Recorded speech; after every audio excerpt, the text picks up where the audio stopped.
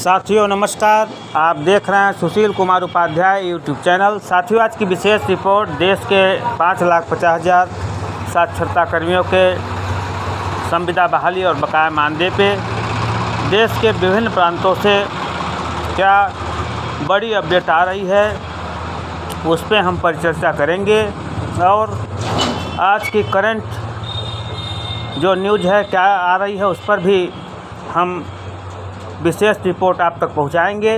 तो साथियों वीडियो थोड़ा ज़रूर बड़ी हो सकती है, वीडियो पर आप लोग बने रहें।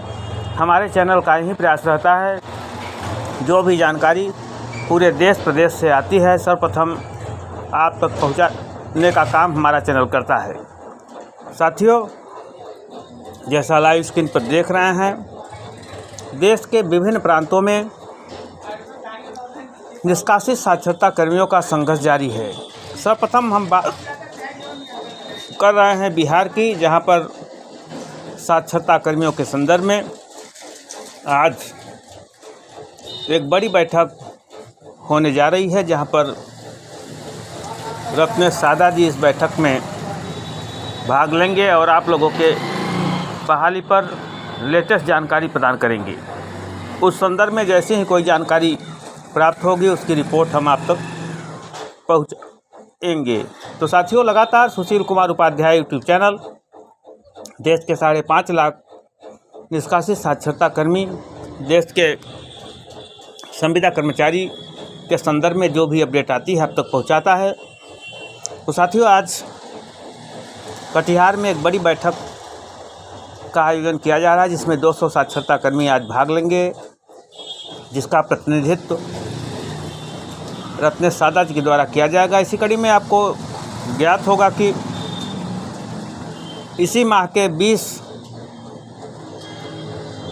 अप्रैल को एक बड़ी बैठक तमाम संविदा कर्मचारियों की समस्या, उनकी बहाली, उनके बकाया मानदेय को लेकर पटना में की गई थी, जिसमें 42 विभागों में काम करने वाले संविदा कर्मचारी, निष्कासित संविदा कर्मचारियों के संदर्भ में तमाम अपडेट आए थे, जिसमें सरकार तमाम संविदा कर्मचारियों को बड़ी सौगात देने की परिचर्चा की गई थी। साथियों अभी उस बैठक की पूरी जानकारी प्राप्त नहीं हो पाई है, लेकिन जो जानकारी आ रही है वहाँ पे 42 विभागों के संविदा कर्मचारी और निष्कासित संविदा प्रेरकों पर भी इस बैठक में चर्चा की गई। तो साथियों आगे जैसी भी कोई जानकारी हमें प्राप्त होगी हम त्वरित जानकारी आपको प्रदान करेंगे, क्योंकि लगातार प्रदेश के हजारों साक्षरता कर्मियों का कमेंट आ रहा है कि हमारा भविष्य क्या है, कब तक हमारी बहाली हो रही है, ये सब कुछ हवा हवाई है।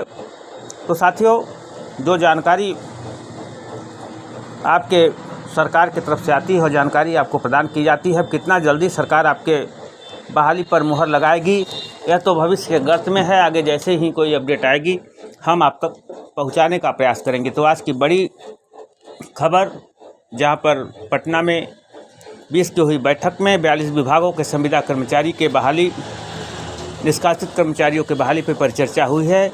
आगे जैसे अपडेट आएगी आप तक पहुँचाएँगे। और आज पटना में ही एक बड़ी बैठक, कटिहार जनपद में माफ़ कीजिएगा, एक बड़ी बैठक हो रही है जहाँ पर सैकड़ों की संख्या में साक्षरता कर्मी और प्रदेश के मद्य निषेध मंत्री की अध्यक्षता में बैठक होने वाली है।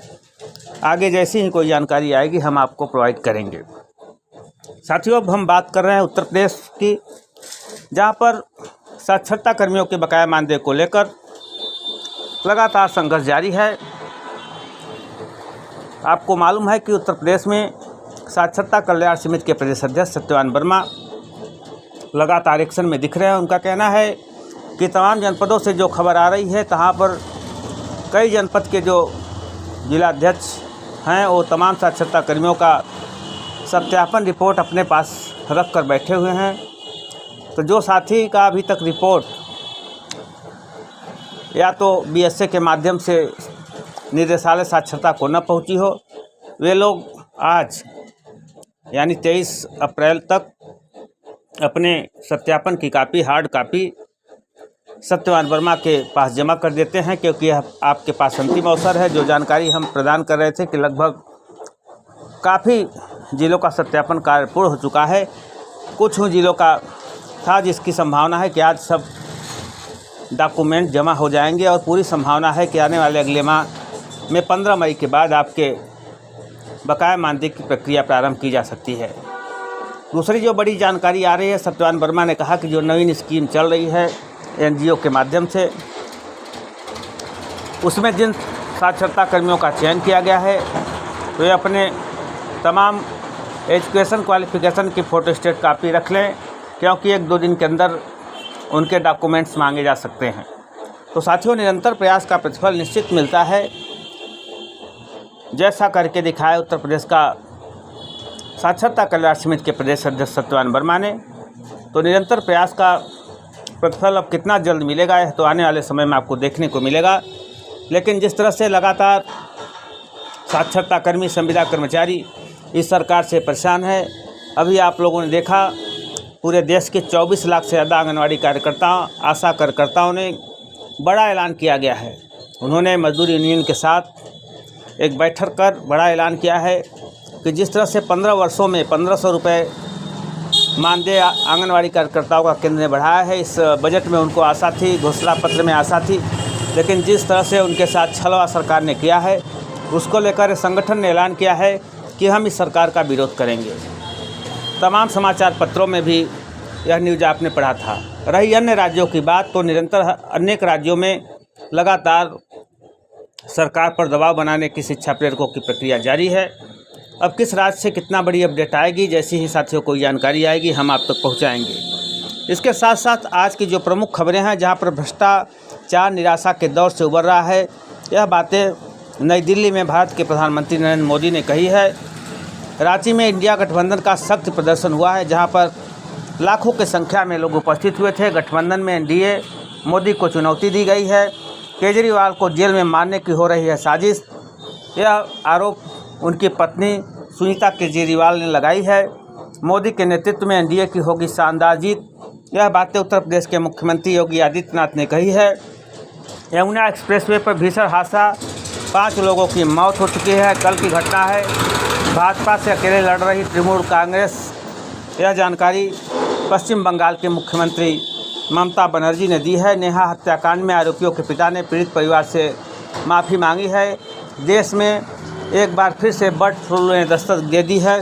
तो आज के साथियों तमाम जानकारियां निकल कर आ रही है, जहां पर आरओ पेपर लीक मामले में 4 लोगों को सरकार ने गिरफ्तार किया है। गर्मी लू से लोगों का जीना मुहाल हो चुका है। इस समय पूरा देश और प्रदेश भीषण गर्मी और लू के चपेट में है। खड़गे ने ली मोदी शाह की चुटकी, एमपी में हरियाणा करने वाले घर पर चलेगा बुलडोजर। आज की बड़ी खबर, छत्तीसगढ़ में मुठभेड़, परिणामी नक्सली ढेर, शिवसेना उद्धव गुट के कैंपेन सांग पर चुनाव आयोग ने भेजी नोटिस। तो साथियों यह तमाम जानकारियाँ आ रही है। तो साथियों लगातार हम पूरी अपडेट देते हैं। धन्यवाद, नमस्कार।